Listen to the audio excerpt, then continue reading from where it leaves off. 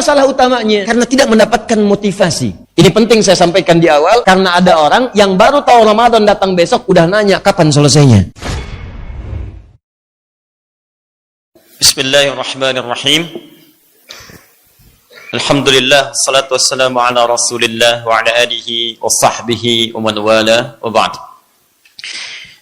Seperti telah kita bahas, bahwa di hari Senin, di bulan Sya'ban, di tahun kedua Hijrah, saat sebelumnya banyak khususnya orang-orang Yahudi mengolok-olok Nabi dan pengikutnya karena tidak memiliki syariat-syariat kecuali menurut tuduhan mereka hanya mengikuti orang-orang Yahudi saja, baik itu dalam salatnya menghadap ke Baitul Maqdis di Palestina ataupun dalam puasanya mengikuti orang-orang Yahudi dan berpuasa di puasa Asyura itu. Maka Allah kemudian memberikan penjelasan dan menjawab semua tuduhan itu dan menurunkan ayat-ayat Al-Quran. Tentang solat diturunkan Quran surah kedua Al-Baqarah ayat 144 yang memerintahkan umat Islam pada saat itu untuk menghadap ke arah yang lebih mulia dibandingkan dengan Baitul Maqdis di Palestina.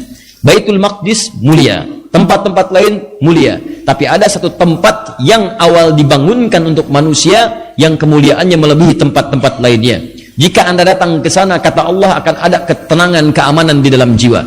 Jika Anda hadir di sana, maka status Anda aman, dosa-dosa bisa diampuni, kemuliaan bisa didapatkan. Itulah kemudian Makkah Al-Mukarramah, kotanya, dan Ka'bah yang terletak di dalamnya. Turunlah Quran surah ketiga Ali Imran ayat 96 sampai dengan ayat 97 menunjukkan keutamaan Ka'bah dan Makkah di dalamnya.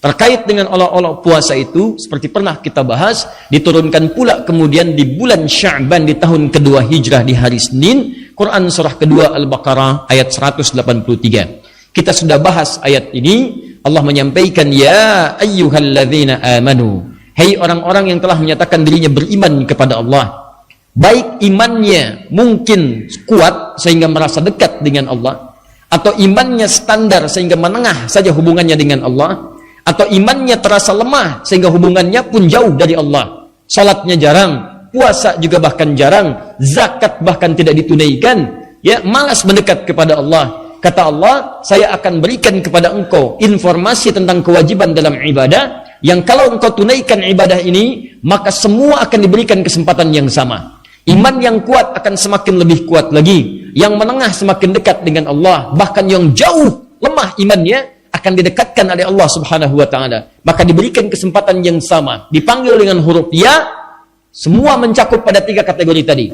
Maka Allah katakan, hei saya ingatkan ya, hei saya kuatkan ya, ayyuha alladzina amanu, orang-orang beriman tanpa kecuali, kutiba alaikumussyam, mulai detik ini akan diwajibkan bagi kalian menunaikan ibadah puasa. Ingat kalimatnya as-syam, kutiba alaikumussyam, mulai saat ini diwajibkan bagi kalian menunaikan ibadah puasa, ya, kama kutiba alal ladzina min qablikum la'allakum tattaqun.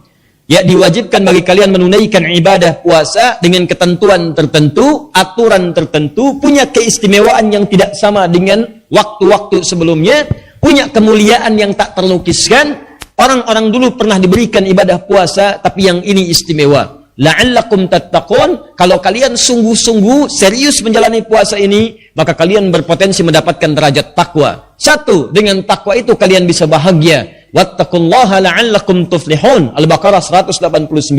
Dua, dengan takwa itu kalian mudah mendapatkan pengetahuan. Wattaqullaha yu'allimukumullah, Quran surah kedua ayat 282 di akhir ayatnya. Wattaqullaha wa yu'allimukumullah. Tiga, dengan takwa itu hidup kalian akan dijamin mudah, rizki kalian akan berlimpah. Wa may yattaqillaha yaj'al lahu makhraja wa yarzuqhu min haitsu la yahtasib, Quran surah ke-65 di akhir ayat kedua di awal ayat ketiga. Bahkan dengan takwa itu, saya jamin kata Allah, kalian akan mendapatkan anugerah surga yang saya siapkan bahkan seluas langit dan bumi. Wasari'u ila maghfiratin min rabbikum wa jannatin 'arduha as-samawati wal ardu u'iddat lil muttaqin. Segera kalian berevaluasi diri, segera kalian merenungkan, kalian mesti punya cita-cita kalau pulang nanti ke akhirat, kalian mendapatkan tempat di surga. Kata Allah, saya siapkan satu tempat di surga seluas langit dan bumi. Surganya untuk orang-orang takwa saja. Jadi ketika Allah meminta kita menunaikan puasa supaya serius ditunaikan untuk mendapatkan derajat takwa, tujuan utamanya bukan sekedar takwanya, tapi dengan takwa itu akan mengantarkan pada kemudahan hidup, kenyamanan hidup, rizki yang melimpah, bahagia, bahkan penambahan pengetahuan, dan puncaknya surga yang kita dambakan itu. Lalu orang-orang mulai bertanya, "Ya Rasulullah, kalau kami mesti mulai nanti puasanya, yang diwajibkan itu berapa lama puasanya? Berapa lama kami tunaikan? Apakah sama seperti puasa Asyura 1 hari? Ataukah sama seperti puasa-puasa yang lainnya? Bagaimana kami kemudian mendapatkan keterangan tentang itu?" Lalu ada orang juga yang bertanya, "Ya Rasulullah, kalau saya sakit bagaimana? Apakah saya tetap akan puasa? Kalau saya tidak puasa, bagaimana saya bisa mendapatkan kesempatan takwa? Apakah takwa diberikan bagi orang-orang sakit?" Orang lain bertanya, "Ya Rasulullah, saya juga kalau di jalan bagaimana? Kalau perjalanan panjang dan tidak bisa menunaikan puasa, maka bagaimana konsekuensinya?" Tiba-tiba ada lagi yang berkata, "Ya Rasulullah, fisik saya lemah. Ini nggak mungkin saya bisa menunaikan puasa. Keadaannya terbatas. Bagaimana, apa yang bisa saya lakukan?" Maka turunlah kemudian ayat 184-nya untuk merespon aneka-aneka pertanyaan tadi. Yang ditanyakan bukan untuk meragukan atau malas dalam menunaikan ibadahnya, tapi justru saking semangatnya ingin menunaikan dengan sempurna, mereka bertanya kemungkinan-kemungkinannya supaya bisa diatasi saat menjalani ibadahnya. Jadi motif sahabat itu kalau bertanya, ingin menunaikan ibadahnya secara sempurna. Bukan ingin nawar. Itu masalahnya. Jam berapa maghrib? Maghrib akan dimulai jam 6 lewat 2 menit adzannya. Iqamatnya jam berapa? Jam 6 lewat 10 menit. Isyaknya jam berapa? Jam 7 malam lewat 19. Bisa nggak kalau salat maghribnya jam 7 sekalian dekat ke isya? Jadi pertanyaan-pertanyaan orang sekarang itu kualitasnya beda dengan orang dulu. Orang dulu itu menanyakan kemungkinan-kemungkinan dalam ibadah supaya mereka bisa menunaikan secara sempurna. Saking pengennya sempurna, nanya dulu. Kalau kami begini bagaimana? Kalau ini seperti ini bagaimana? Ini tipikalnya bukan nanya buat nawar. Nanya komat supaya ngejar waktunya mendekat ke komat. Jumat tiba besok, yang ditanya adzan jam berapa? Jam berapa khatib naik ke atas mimbar? Adzan keduanya jam berapa? Belum datang dan nanya adzan kedua. Kenapa? Karena memetakan. Memang sih khutbahnya dimulai nanti adzannya jam 12 lewat 2. Cuman biasanya khatib naik itu jam 12 lewat 15, jam 12.10 baru datang ke masjid. Dulu orang nanya waktu sholat itu supaya memetakan setengah jam sebelumnya datang ke masjid. Siap-siap dulu. Ini orang sekarang agak beda, mengamati keadaan. Siapa khatibnya nih? Ustadz Fulan, tenang aja, khutbahnya panjang, setengah jam. Ntar 20 menit sebelum masuk dia, khutbah kedua, baru datang. Ini jadi persoalan itu demikian. Apa masalah utamanya? Karena tidak mendapatkan motivasi.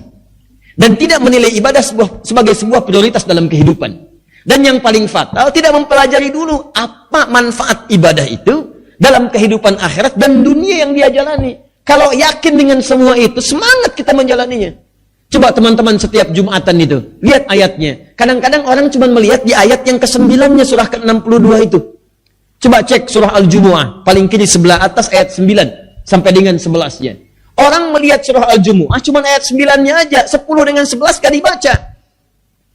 Silakan cek. Teman-teman, buka Quran surah ke-62 ayat 9 sampai 11. Ini agak sedikit saja saya sampaikan. Ya ayyuhalladzina amanu idza nudiya lis-salati min yaumil jumu'ati fas'au ila dzikrillah. Awas, lihat baik-baik kalimatnya. Hai orang-orang beriman, jika telah diseru Anda, idza itu kalau dengan fi'il madhi past tense maka bentuknya mudhari.